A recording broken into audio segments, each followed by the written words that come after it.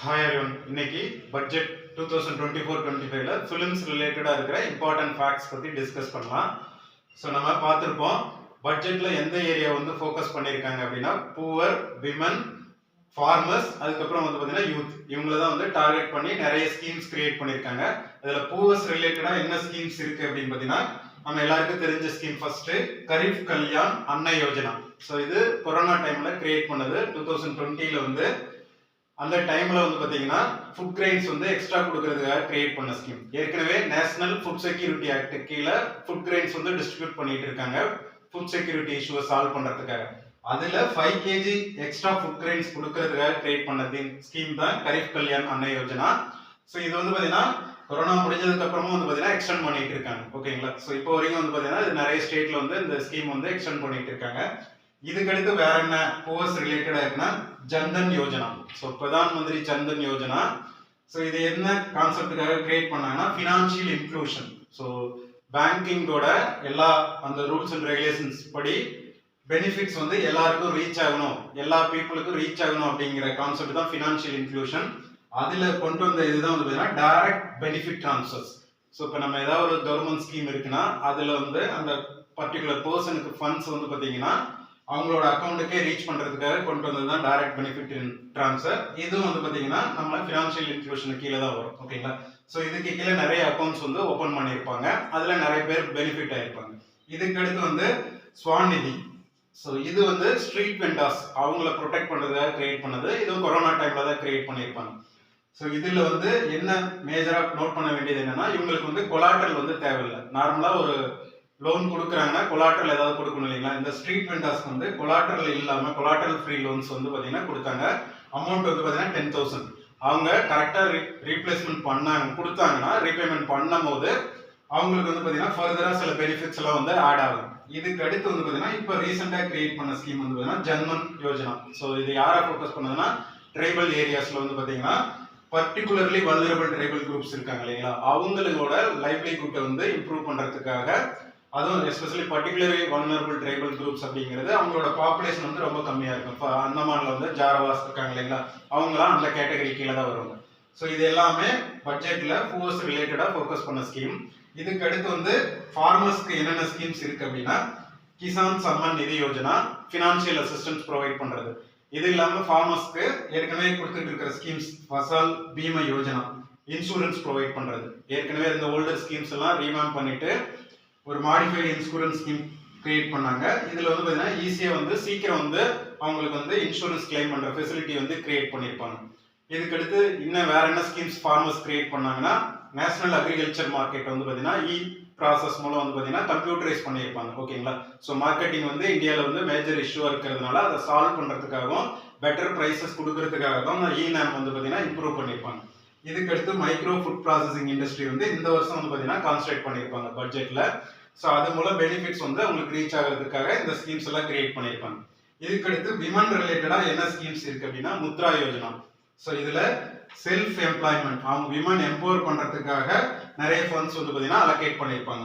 இதுக்கடுத்து இந்தியாவில் என்ரோல்மெண்ட் எஜுகேஷன்ல வந்து விமன் எஜுகேஷன் அதிகம் பண்றதுக்கு என்ரோல்மெண்ட் வந்து ஏற்கனவே மேஜர் இஷ்யூவா இருக்கும். ஓகேங்களா? ஸோ வேற வேற ரீசன்ஸ்னால இந்த ரீசன்ட் டைம்ல வந்து என்ரோல்மெண்ட் வந்து இன்க்ரீஸ் ஆயிருக்கும். அது கவர்மெண்ட் நிறைய ஸ்டெப்ஸ் எடுத்திருப்பாங்க. பேட்டி பச்சோ பேட்டி பதோ ஸ்கீம் மாதிரி நிறைய ஸ்கீம்ஸ் வந்து விமன் எம்பவர்மெண்ட்டுக்காக நரி சக்திக்காக ப்ரொவைட் பண்ணியிருப்பாங்க.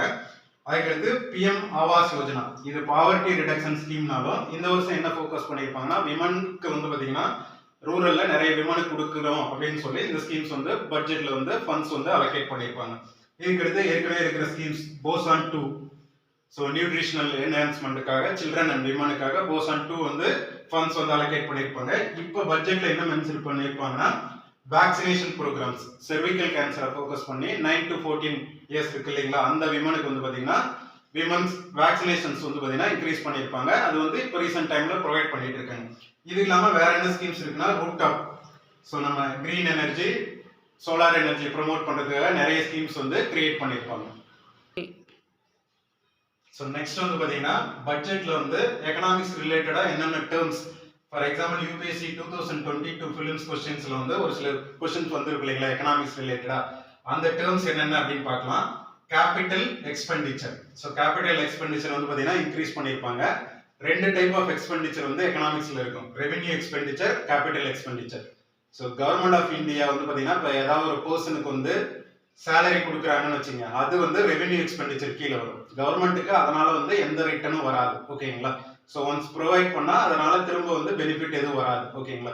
அது ரெவென்யூ எக்ஸ்பெண்டிச்சர். அதே கேபிட்டல் எக்ஸ்பெண்டிச்சர் அப்படிங்கிறது இப்போ கவர்மெண்ட் ஆஃப் இந்தியா ஏதாவது ஒரு பிஎஸ்யூ இல்ல வேற ஏதாவது ஒரு கவர்மெண்ட் கம்பெனி கிரியேட் பண்றாங்க, இல்ல ஏதாவது ஒரு ப்ராஜெக்ட் ஸ்டார்ட் பண்றாங்கன்னா அதுக்கு ஃபண்ட்ஸ் கொடுக்குறாங்கன்னா அதனால திரும்ப வந்து பீரியாடிக்கலா ரிட்டர்ன் வந்து வரும். ஓகேங்களா? சோ அந்த மாதிரி ஸ்பெண்ட் பண்ற அமௌண்ட் எல்லாம் கேபிட்டல் எக்ஸ்பெண்டிச்சர் கீழே வரும். சோ இதுதான் क्वेश्चंसல கேட்டிருப்பாங்க. ரெவென்யூ எக்ஸ்பெண்டிச்சர்னா என்ன, கேபிட்டல் எக்ஸ்பெண்டிச்சர்னா என்னன்னு. அதுக்கு அடுத்து இன்டர்நேஷனல் மானிட்டரி ஃபண்ட் அசிஸ்டன்ஸ் அதை பத்தி பேசியிருப்பாங்க. இன்டர்நேஷனல் மானிட்டரி ஃபண்ட் வந்து பாத்தீங்கன்னா நம்ம எக்ஸ்சேஞ்ச் ரேட் ரிலேட்டடா ஸ்டெபிலைஸ் பண்றது, ஆர்பிஐயோட சில அசிஸ்டன்ஸ் வந்து கொடுப்பாங்க. ஓகேங்களா? இது இல்லாம வேற என்ன இவங்களோட மேஜர் ரோல் அப்படின்னா எக்ஸ்டெண்டட் ஃபண்ட் ஃபெசிலிட்டி.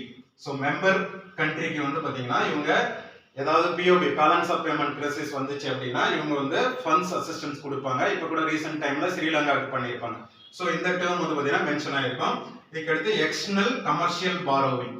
ஸோ இது வந்து பாத்தீங்கன்னா நார்மலா நம்ம எந்த கரன்சில வாங்குவோம் அப்படின்னு பாத்தீங்கன்னா ஃபாரின் கரன்சில வாங்குவோம். இதுவுமே क्वेश्चंसல வந்திருக்கும். இதுக்கு அடுத்து இன்னொரு இம்பார்ட்டன்ட் டேர்ம்ஸ் வந்து பாத்தீங்கன்னா fiscal deficit, primary deficits. So இப்போ பார்த்தோம் இல்லைங்களா, ஒரு கண்ட்ரி நம்ம இந்தியாவில் வந்து பார்த்தீங்கன்னா எக்ஸ்பெண்டிச்சர் அதிகமாக இருக்கு, ரெவென்யூ வந்து கம்மியாக இருக்கு அப்படிங்கும்போது டெபிசிட் கிரியேட் ஆகும். அதில் என்னென்ன டைப் ஆஃப் டெபிசிட் இருக்கு அப்படின்னு பார்த்தீங்கன்னா இம்பார்ட்டண்டாக ஃபிஸ்கல் டெபிசிட்ஸ். ஸோ டோட்டல் டெபிசிட்ஸில் வந்து பார்த்தீங்கன்னா என்ன கண்ட்ரிக்கு வந்து மொத்தமாக எவ்வளோ ரெவென்யூ வந்திருக்கு, எவ்வளோ எக்ஸ்பெண்டிச்சர் ஸ்பெண்ட் பண்ணியிருக்காங்க, இதில் வந்து பாரோவிங் அண்ட் லயபிலிட்டி வந்து மைனஸ் பண்ணுறதா வந்து பார்த்தீங்கன்னா ஃபிஸ்கல் டெபிசிட் வரும். இதே கான்செப்ட்ல இன்ட்ரெஸ்ட் பேமெண்ட் அந்த வருஷம் வந்து பாத்தீங்கன்னா இன்ட்ரெஸ்ட் பேமெண்ட்டை ரெடியூஸ் பண்றது வந்து பாத்தீங்கன்னா பிரைமரி டெபிசிட்ஸ்ல வரும்.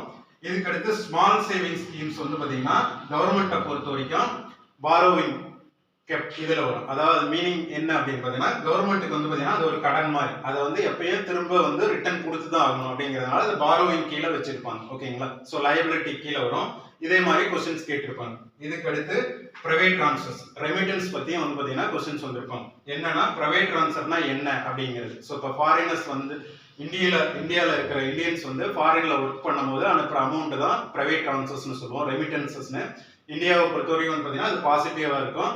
ரெமிட்டன்சஸ் ஏன் அப்படின்னா இந்தியன்ஸ் நிறைய பேர் வெளியில ஒர்க் பண்றதுனால அதனால வர பிரைவேட் ட்ரான்ஸ்ஃபர்ஸ் தான் வந்து பாத்தீங்கன்னா மென்ஷன் பண்ணியிருப்பாங்க.